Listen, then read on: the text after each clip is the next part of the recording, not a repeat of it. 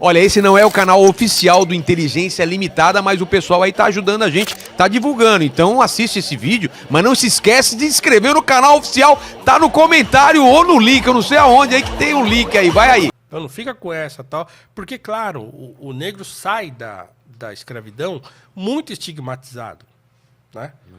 Muito estigmatizado e houve um projeto de eugenia no Brasil no final do século XIX, né, na Primeira República, sobretudo, de branquear a população e tal. Então, quer dizer, a questão do racismo brasileiro, ela é muito mais complicada e se torna muito mais nociva para a população negra depois da abolição e não antes.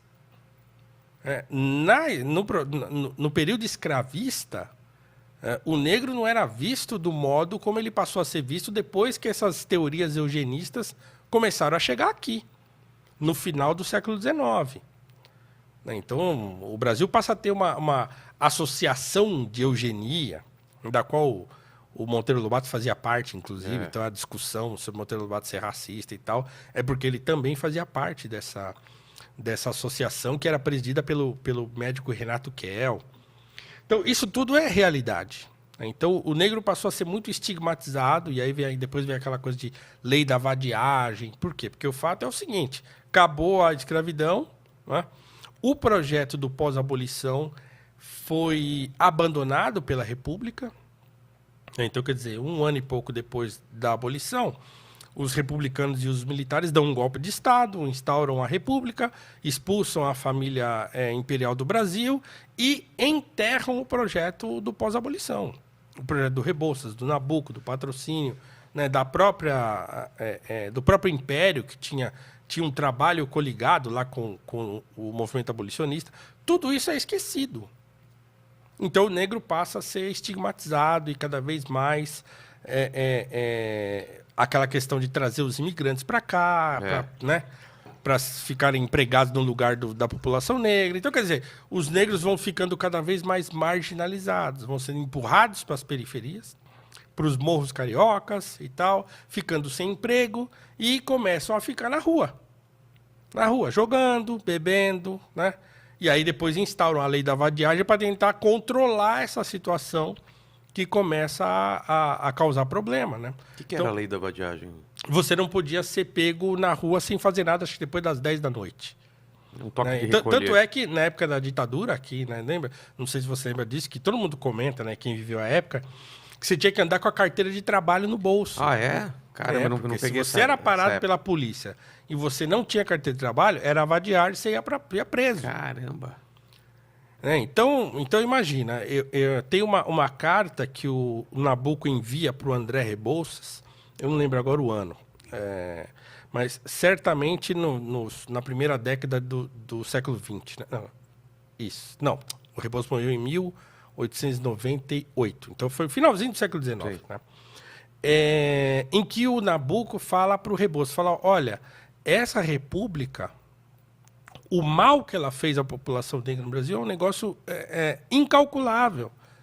Por quê? Porque agora os negros ficam nas ruas, estão bebendo, estão sucumbindo ao vício do álcool, estão entrando na criminalidade, jogatinas e tal. E isso está prejudicando muito a população negra. O nosso trabalho, todo aquele trabalho que a gente fez, está sendo...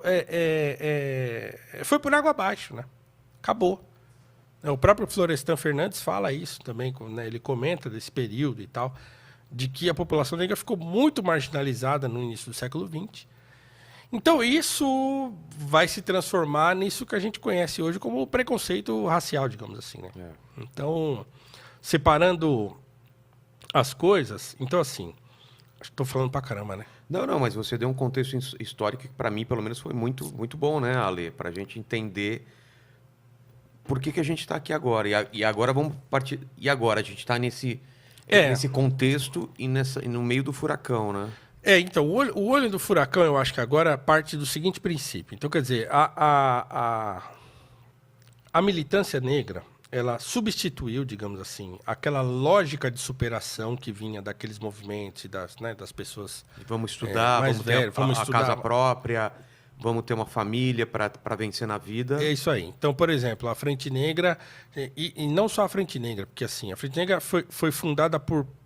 Tinha 2 líderes que brigaram logo no início, que era o Arlindo Veiga dos Santos, que era um católico todo, né, formado, ele é professor de filosofia, formado no São Bento, deu aula no São Bento, que era um super intelectual, né?